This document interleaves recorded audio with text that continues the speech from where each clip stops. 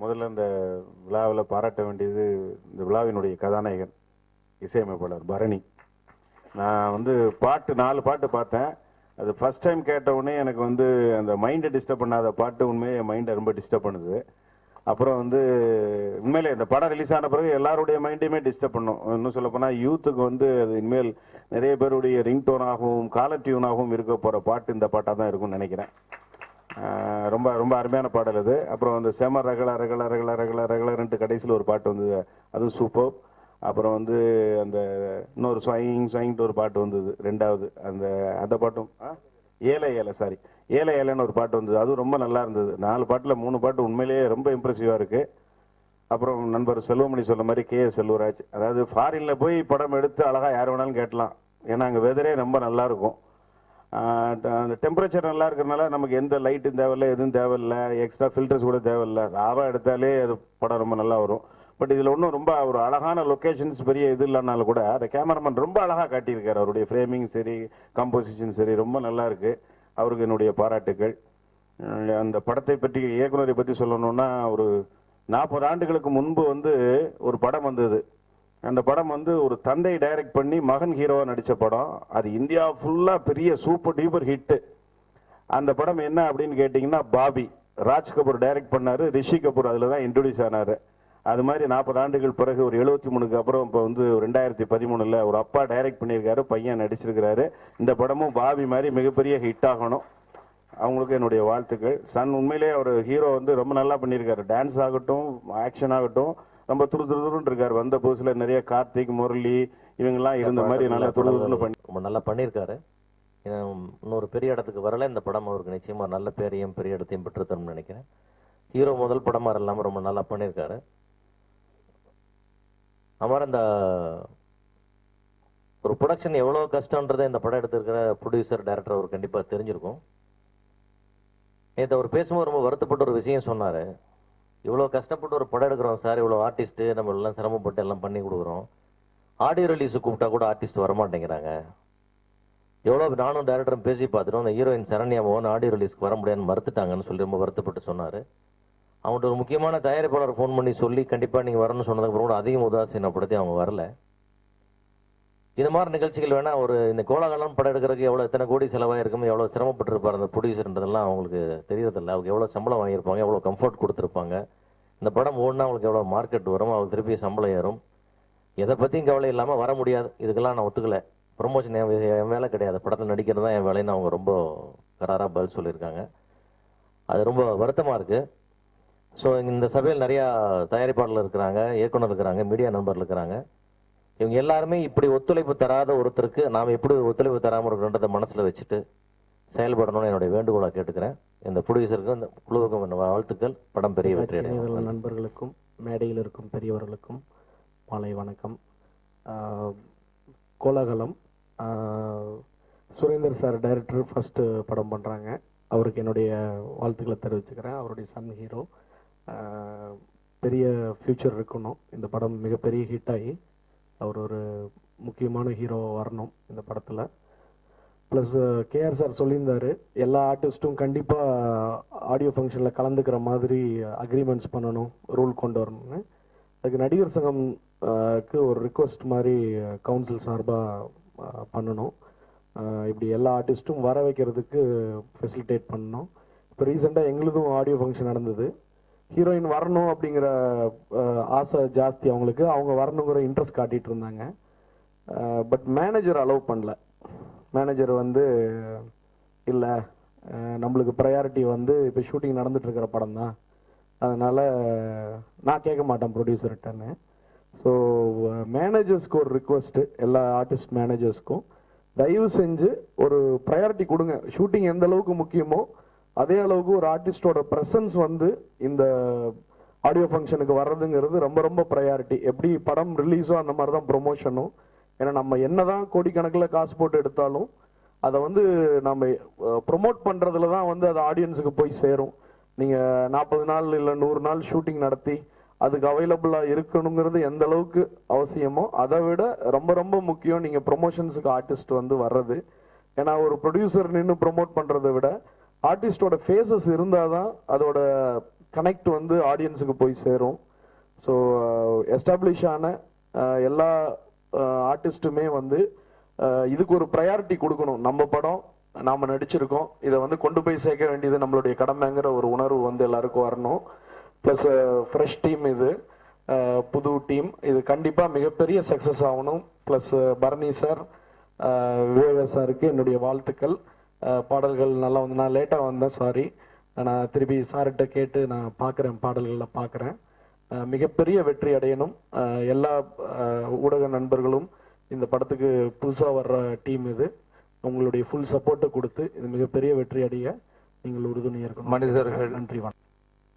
பெரிய, அதாவது கிட்டத்தட்ட சூப்பர் ஸ்டார் வச்சு எத்தனை படங்கள் பண்ணியிருக்கார், உலக நாயகன் வச்சு இவ்வளோ படங்கள் பண்ணியிருக்கார். ஒரு சின்ன ஒரு இது கூட ஒரு படோடாபம் இல்லாமல் அப்படி ஒரு பணிவான பண்பாளர் வந்து கலைத்துறையில் இவ்வளோ சக்ஸஸ் பார்க்கும்போது எங்கேயோ இருப்பாங்க.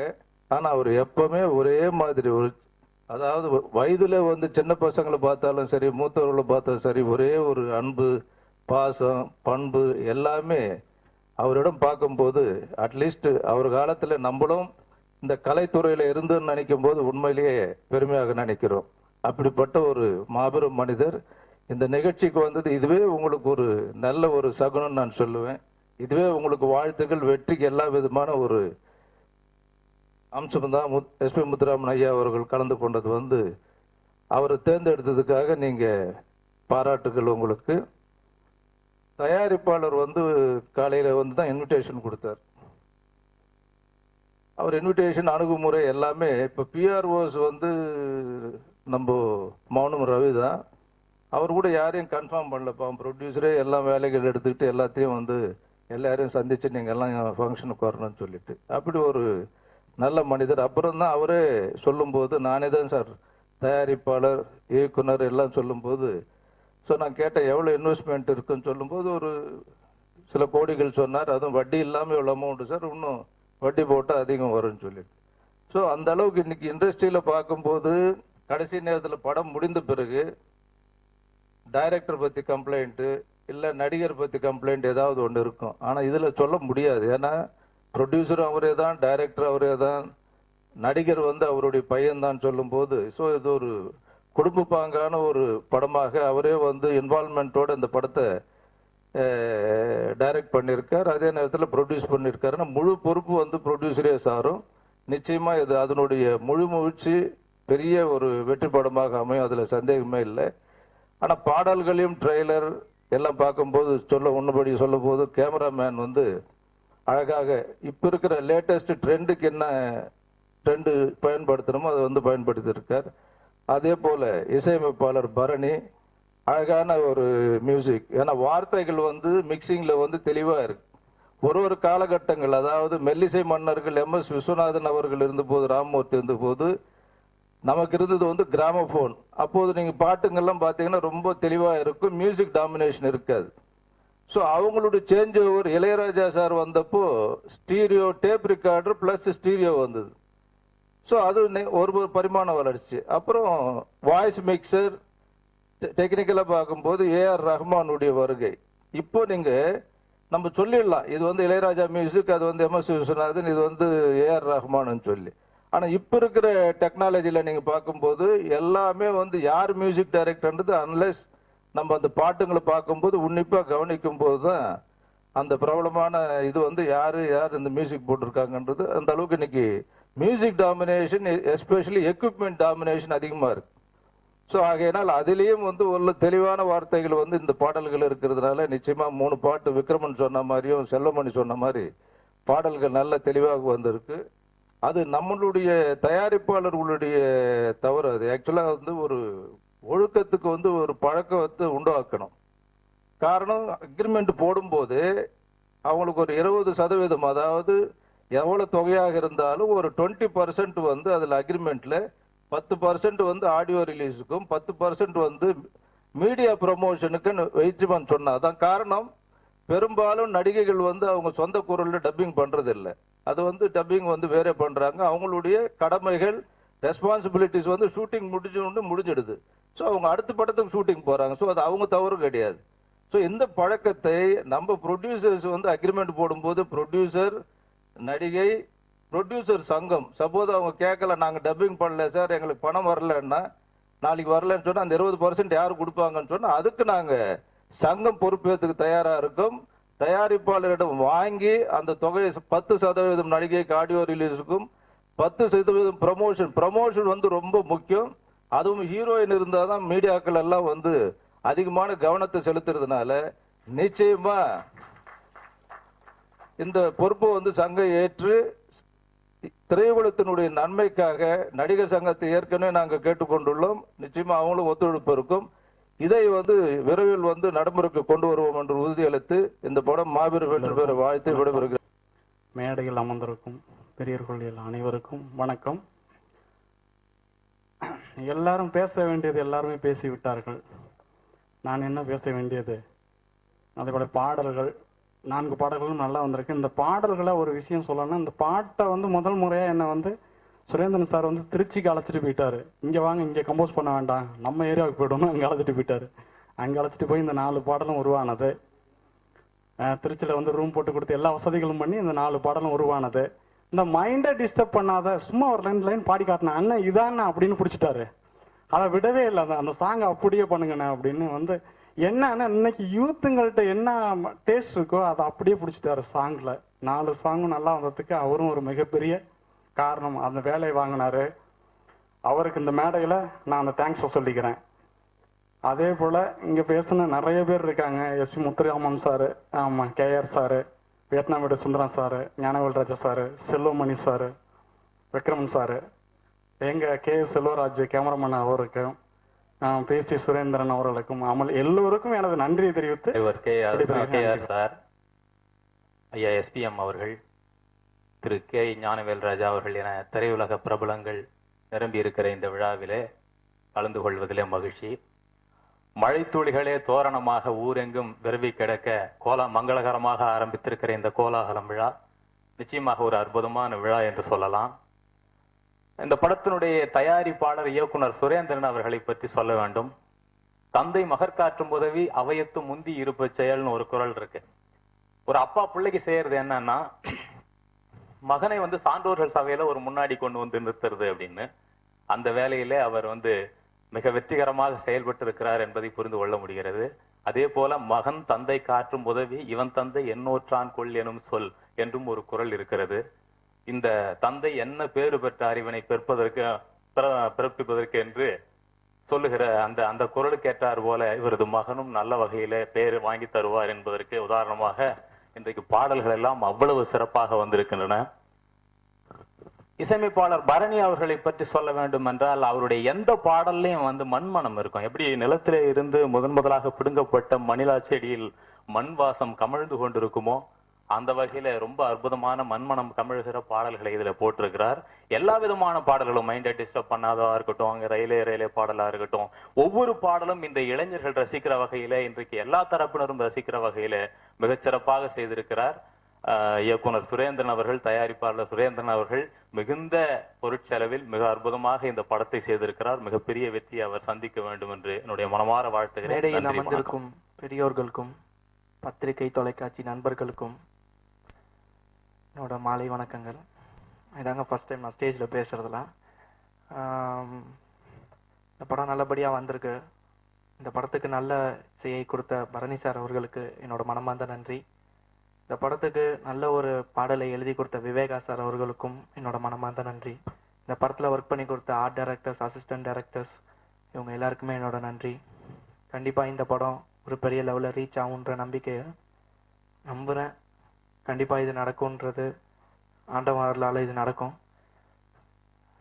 இந்த படத்தை இயக்கி என்ன ஒரு கதாநாயகனாக தமிழ் திரையுலகிற்கு அறிமுகப்படுத்திய என் தந்தை பிஜி சுரேந்திரன் சார் அவர்களுக்கும் என்னோட மனமார்ந்த நன்றி.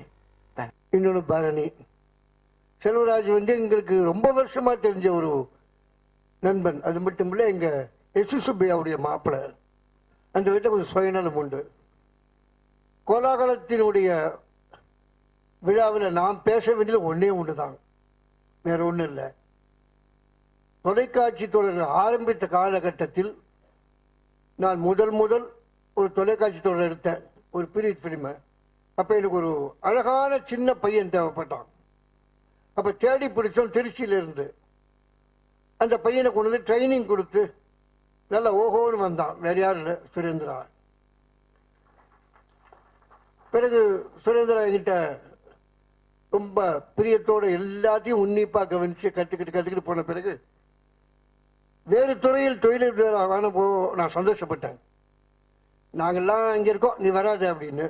ஆனால் திடீர்னு ஒரு நாள் ஃபோன் பண்ணி, இல்லை நான் திரும்பி இங்கே தான் வரப்போகிறேன் அப்படிங்கும் பொழுது கொஞ்சம் வியப்பாக இருந்தது. ஆனால் பிள்ளைய ஹீரோவை வச்சு நான் படம் எடுக்க போகிறேன், நான் நானே எடுக்க போகிறேன். ஏன்பா யாராவது கூட இருக்க போகிறாங்களா? ஒன்றும் வேண்டாம், அதான் உங்கள்கிட்ட கற்றுக்கிட்டேனே அது போதும். அப்போது எனக்கு பெரிய மகிழ்ச்சி, நம்பிக்கை இருந்த மகிழ்ச்சி என்னன்னா, செல்வராஜ் கூட இருக்கிறதும் பரணியை சேமித்ததும்.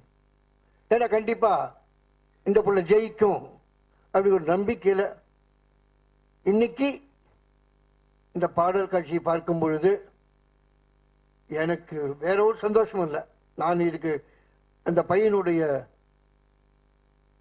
அண்ணன் ஸ்தானத்தில், ஒரு குரு ஸ்தானத்தில் சொல்லணும்னா, உன்னை வாழ்த்த வேண்டியவர்கள் வந்திருக்கிறார்கள். எங்க எஸ்பிஎம் சார் இருக்கார், கேஆர் இருக்கார், இங்க இருக்கிறவங்க எல்லாருமே உன்னை அப்படியே அடகாத்து கட்டி காப்பாற்றி இந்த படத்தை கொண்டு வந்து அதன் மூலம் மிகப்பெரிய வாழ்க்கையை கொடுக்கக்கூடியவங்கெல்லாம் இன்னைக்கு மேடை மேல வந்திருக்காங்க இல்லையா? என்னை பொறுத்தவரை ஒரு தாயினுடைய மகிழ்ச்சி உன் வளர்ச்சியில் இருக்கிறது. வணக்கம்.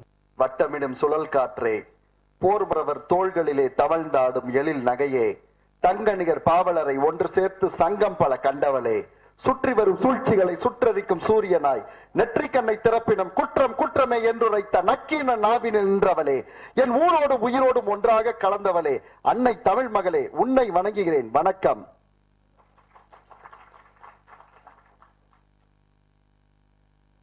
எழுச்சிமிகு இந்த மாலை நேர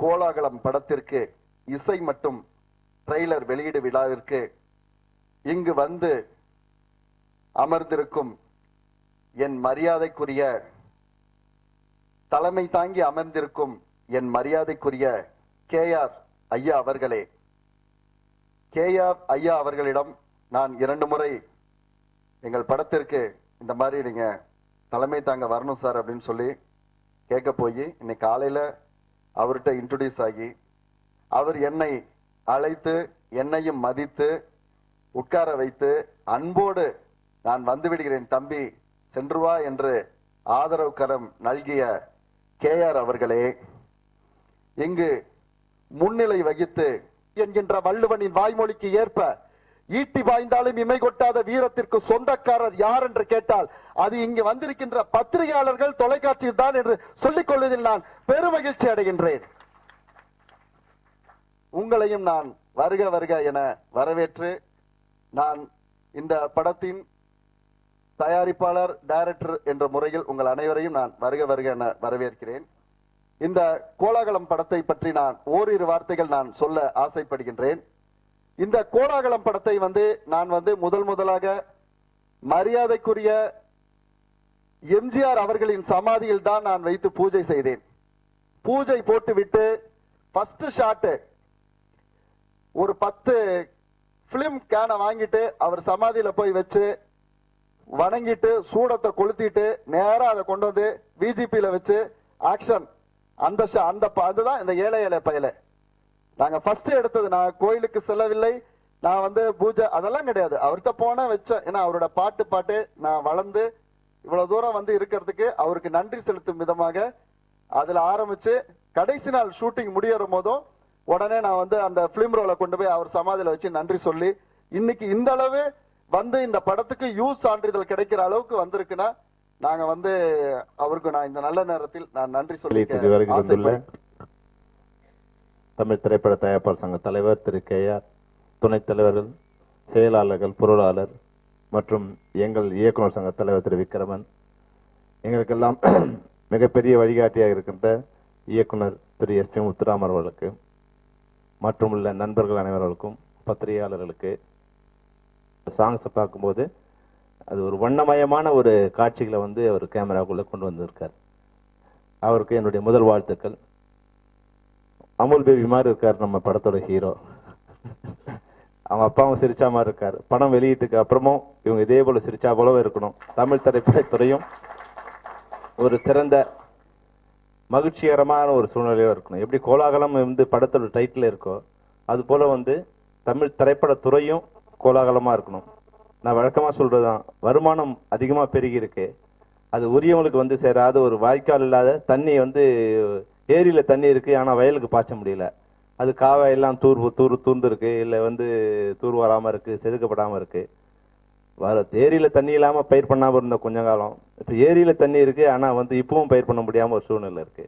அதை வந்து இப்ப இருக்கின்ற, ஏன்னா வந்து எங்களுடைய இப்போ தங்க தலைவராக வந்திருக்க கேஆர் வந்து சிறு திரைப்படங்களுக்கு உண்டான மேம்பாட்டை பல வருடங்களுக்காக வந்து பல முறை வந்து எழுத்துல பேச்சுல எல்லாத்தையும் சொல்லிட்டே வந்திருக்காரு. இன்னைக்கு அவருக்கு வந்து ஒரு நிறைவேற்றத்துக்கு உண்டான ஒரு வாய்ப்பை வந்து தயாரிப்பாளர் சங்கம் கொடுத்துருக்கு. அதை நிறைவேற்றுவாருங்கிற நம்பிக்கை எனக்கு இருக்கு. விரைவில் நிறைவேற்றுறாருன்னா இந்த கோலாகலம் இந்த திரைப்படம் மட்டும் இல்லாம இந்த திரைப்பட துறைக்கே வந்து சேருங்கிறது எங்களோட நம்பிக்கை. உண்மையா வந்து இதுல நண்பர் பிஜி சுரேந்திரன் வந்து அவர் மறக்காம வந்து காலையில வந்து நான் சொன்ன நேற்று ஃபோன் பண்ணாரு, நான் வந்துடுறேங்க. அப்புறம் இங்க வந்து பார்த்தா நிறைய பேரை காணும். உண்மையிலே வந்து என்ன கேட்காம பேர் போட்ட மாதிரி எல்லாரும் கேட்காம பேர் போட்டாரு அப்படின்னு நினைச்சேன். அப்புறம் படத்தை பார்த்தோன்னே அந்த பையன் வேற வந்து இவரை மாதிரியே இருக்கான். வந்து இவரே ஒரு வேளை வந்து எழுத்து இயக்கம் இல்லாம இவரே ஹீரோவா நடிச்சுட்டாரா நான் நினைச்சேன். அப்புறம் கேட்டேன், ஒரு சின்ன டவுட் வந்தது, உங்க பையனா? ஆமாமான்னாரு. ஒரு குடும்பமாவே வந்து ஒரு குடும்ப படமா இயக்கியிருக்காங்க.